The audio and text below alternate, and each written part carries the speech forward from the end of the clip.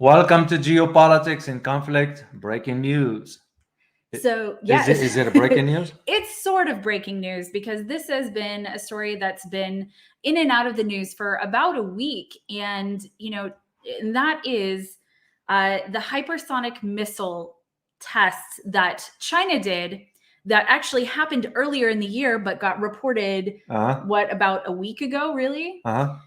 And now the U.S. has its own counter tests, and they failed.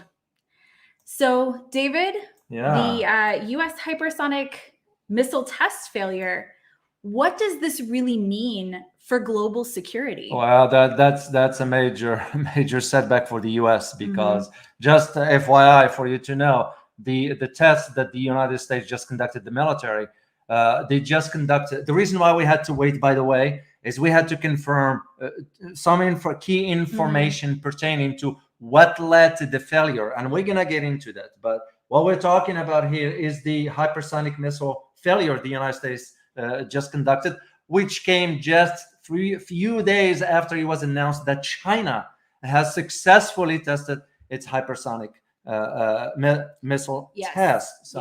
So the question to all this now, for at least the Department of Defense, statements coming regarding the data collection as to what led to this failure. And the key that we found from two separate sources, one the Pentagon, one somewhere else, they both confirmed that the failure was in the booster, what's called booster stack. That's where the failure was. And this one was coming from a data center in the Pacific Seaport Complex, Alaska, in Kodiak, in Alaska.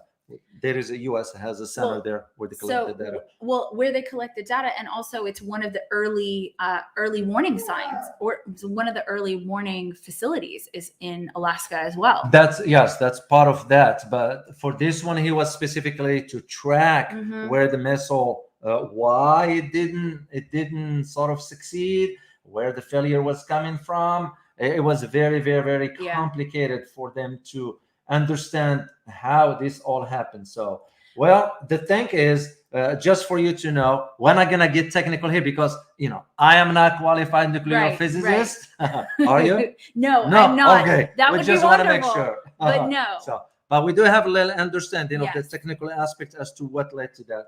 And the stack booster, or the booster stack rather, which is the rocket used to accelerate the projectile. This is where the failure was, because the acceleration of that projectile to hypersonic speed failed to test the projectile itself. So it didn't go, and the hypersonic glide body could not proceed. And that's the important part, is the hypersonic glide body, because hypersonic missiles are not new. And that's something that, people keep talking about. You see it all the time, hypersonic missile. But that's not the important part of what China did with their hypersonic missile test, because it was a hypersonic missile glide body. So it has a particular, it has an unreliable trajectory, which is very different than what a typical missile has. Exactly. Well, why it was not new, you have to go back to what we call the FOBs. Yes. The FOBs is it's called the fractional orbital bombardment system. This one goes back to the era of the Soviet Union, when they were testing the hypersonic and all that. And one of the key, just for you to know why they use the term fractional, it was put there for a reason. This is why I always say you need to read between the lines. Fractional, at that time, the Soviet Union used the term to sort of back up from the 1967 treaty regarding the ban on a nuclear deployment of nuclear weapon into space. That's why they used the term fractional. So can you talk a little bit about so there are anti-ballistic missile systems, and there was a treaty.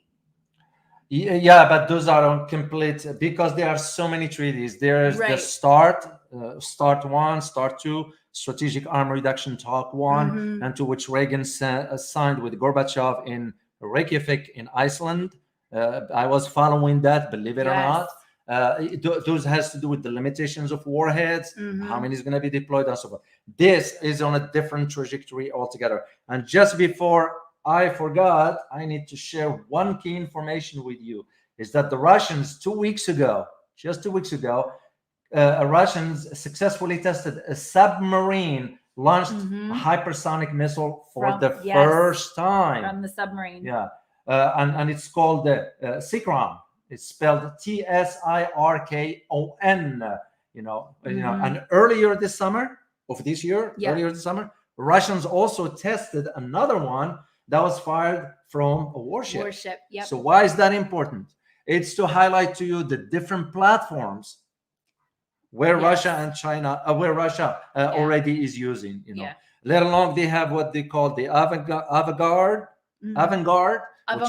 which is another missile system for the Russians. The failure of this U.S. test highlight the need now for the U.S. because it's becoming to realize, oh my gosh, we are behind. Right. We've always been at ahead the forefront of the game. Well, and that's what I think is partially the most interesting thing about this is that the United States was surprised by this. The United States was surprised by how far China had come along. And there are even quotes talking about how it defies the laws of physics. Well, yeah, also because Chinese Very interesting, right? But also China does not does not advertise. Do you do things quietly? Yeah. In fact, they said that it didn't happen. Yeah. They said it was a passenger spacecraft. Yeah, that was for security reasons why they have to say that one. Usually we will say the same when it comes down to a very advanced technology. Yeah. It just, that's how it works. That's the norm for. But the idea of all this one now has to do with the security, the global security. What does it mean for the global security aspects of it? Well, usually it will not be much because you got only 3 countries now that have this technology. Russia, China, and the US. But you put them in the order of Russia, China, the US. It's very important. And Russia and China have formed an alliance in this way. Yeah. But also is the idea of you have to realize that the United States now is going to be putting a lot of money into moving this forward because this technology is not your average. That requires a lot of. There is a guy by the name, I forgot his last name, his first name, David. He works for nuclear weapons in MIT, and he realized how advanced the Chinese model regarding the hypersonic. The Russian, some of their models goes out to about 27 Mach. Yeah. This hypersonics, both the US and China test were about 5 Mach, which is 5 times the speed of sound. But what it's going to do to the global security, you're going to have to take into consideration what's taking place around the world. With the tensions regarding Taiwan, as we always mention, the South China Sea, with tensions within NATO now regarding the expansion eastward, with the China and Russia investments in the Arctic, with the melting of ice. What does it mean to navigation? Which means if you have dry land, somebody's going to have to take claim of that territory. You can just see where the tensions, and of course, Africa and Latin America. But another one has to do now with the Central Caribbean islands, because as we said yesterday, by the way, some of our viewers, I think some, not all, misunderstood. We weren't talking about independence of Barbados. Barbados was independent 55 years ago. What we were talking about is that the official start of the president, it's going to be on the 55th anniversary of the independence. So why is that important? Just the idea of the Caribbean, because as we mentioned yesterday, the idea of Russia and China could move their naval assets into that. Well, that will be not good news for the United States. No, that would be a little close to home, don't you think? Well, isn't what China feels now when we move our stuff closer? Isn't what Russia feels when we move our stuff through NATO? So there is a quote I would like to read. And this quote is by this quote is by spokesman for China, Liu Bengyu. I can't. Ross is not here. My father Ross is not here, and he would tell us how to read that. Said Beijing has no interest in global domination. We're not at all interested in having an arms race with other countries, Liu said. In contrast, the US has in recent years been fabricating excuses like the China threat to justify its arms expansion and development of hypersonic weapons. This has directly intensified the arms race in this category and severely undermined global strategic sustainability. Isn't that interesting? Which is valid. I can see something like that one that comes, because now it's going to be from the Pentagon. Yeah. The Pentagon already requested an additional $3.3 billion. And out of that, 289, either 282 or 289, based on the paper that I read coming out of the Pentagon, out of that is going to be allocated to hypersonic technology. Because remember, this technology, I don't know much about it. I know the basics, very, very, very basics. Yeah, I know the basics also. But this technology is very involving. So, and if the Chinese were capable of achieving whatever they achieved, that can defies the laws of physics, that tells you the concern the United States has. Even the intelligence community was shocked. So I'm interested a little bit in, all of the tensions with Taiwan has started to heat up recently as well. And, do you feel the sense of this arms race sort of heating up? And what can, we want to cool it down. That's not good for anybody, right? That's what we're hoping, because an arms race like this ain't gonna be pretty. The outcome will not be pretty. The reason being, hold on. Sure. The reason being because this system that the Chinese deployed, we have missiles in the North Pole. Okay, and if your missiles will go, what the Chinese have launched go in the South Pole, you might not have enough time, because we do have enough to react to incoming missiles, especially the ones from North Korea.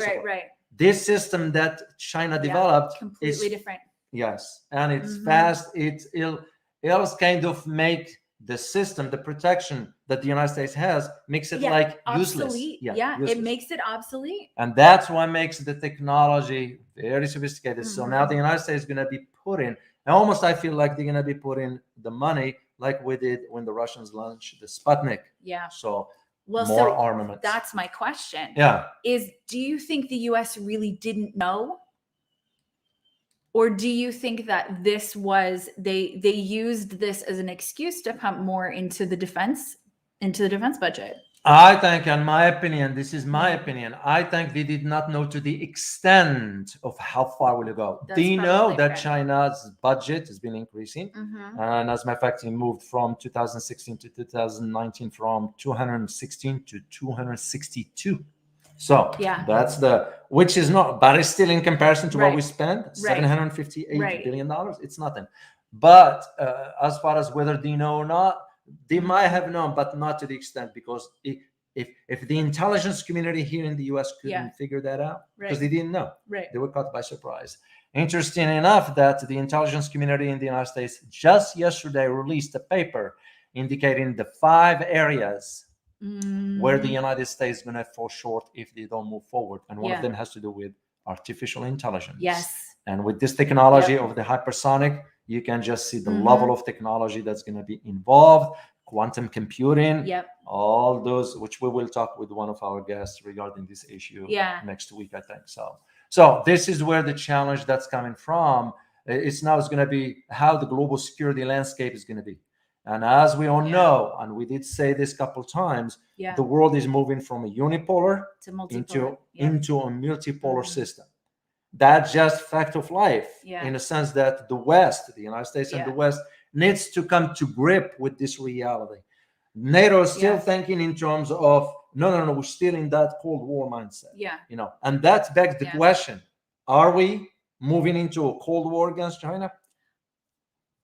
We leave that for you to decide. Exactly. However, once you learn something about the international trends when it comes down to geopolitics, this hypersonic race is usually an indication for what lies ahead. Absolutely. Because that's what was the core at the Cold War between the Soviet Union and the United States. Right. And this is where Right. Russians developed, Soviet Union back then developed this FOD, fractional orbital bombardment system. Yes. I have to remember that. So yeah, that was back during the Cold War. So it Mhm. tells you an idea of, and Russians have fought advanced.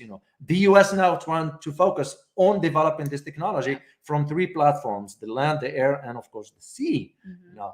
Are there any other platforms? We don't know. Yeah. That other countries doing, because remember, North Korea, when they did the test recently, Mhm. South Korea, which manages keep track of what's going, they couldn't tell whether that test came out of a submarine Yeah. or it came from some underwater platform of sort. And that is a key question that gives you an idea of, you will not know where the missiles would be coming from or whatever. So and that makes it far more challenging to detect them.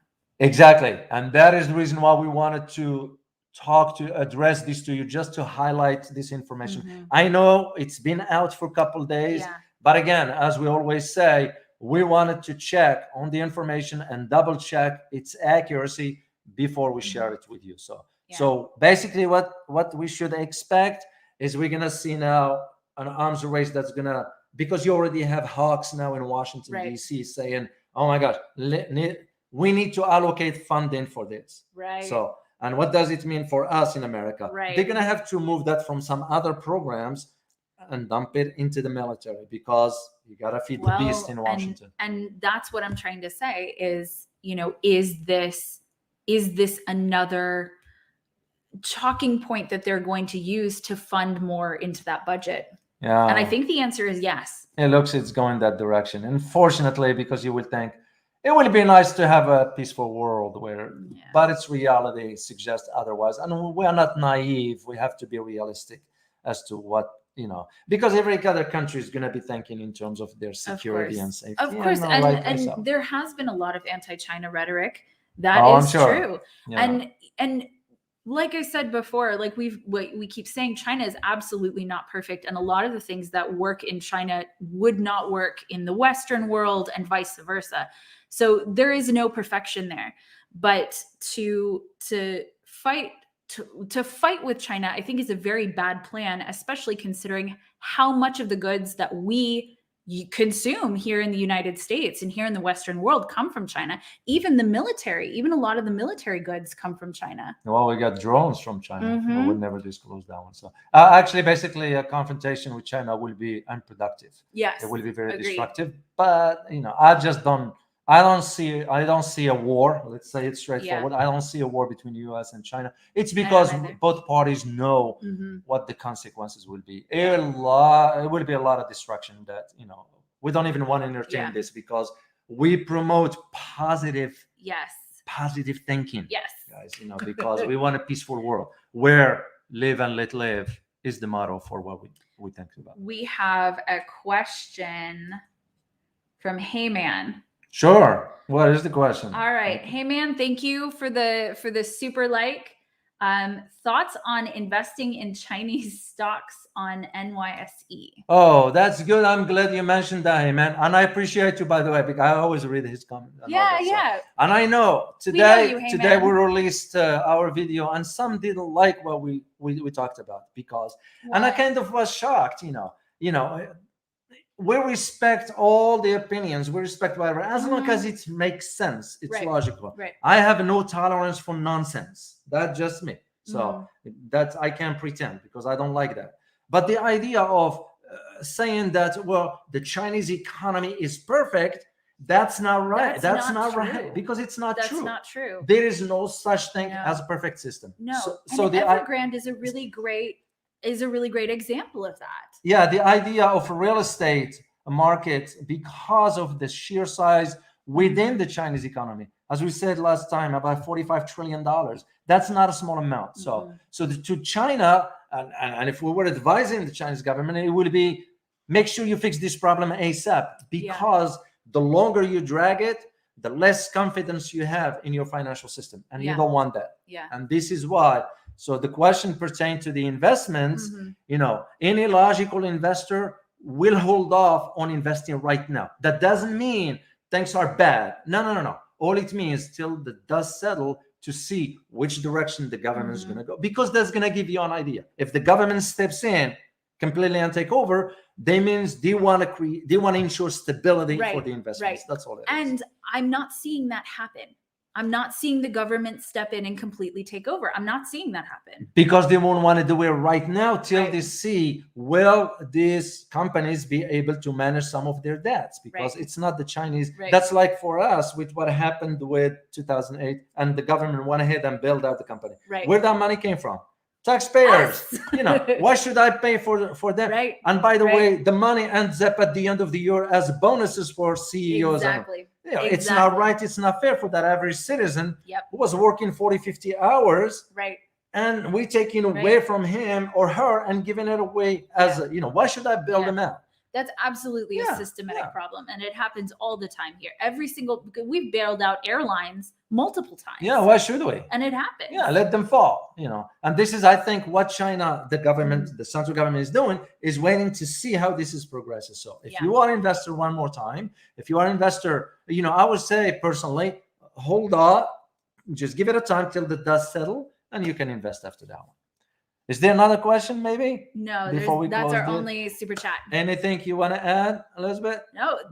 This is sort of an ongoing. This is an ongoing story, and I think that this is a smaller piece of a much bigger problem that is sort of going on between the U.S. and Russia and China and the entire sort of military posturing that's been happening back and forth. Yeah, and we will be doing this kind of breaking news just to keep you informed on what's going on, because we're gonna say it, the world is moving into a different direction. Gone that era of a peaceful existence and all that. From within, you got governments inside. We have the issues right here at home right now that we are seeing some nonsense stuff going on in America. It's like, oh my gosh, whoever thought? So-called democracy. What are we doing this, or why the government is doing that, and so forth. So that's the reason why we do what we do, is because we want to keep you informed, so you can at least have an idea of what's going on, so you can start preparing and think of what's need to be done. So cool. Yeah. We have a membership. Oh yeah, I'll let you talk about that one, since you're the one managing all that. So our membership, if you're interested in joining it, it is geopoliticsinconflict.com. We have a private Discord community where our members can have discussions. David jumps on there and has discussions with our members, and they do presentations at least once a month, although this month I think there's probably going to be 3 presentations.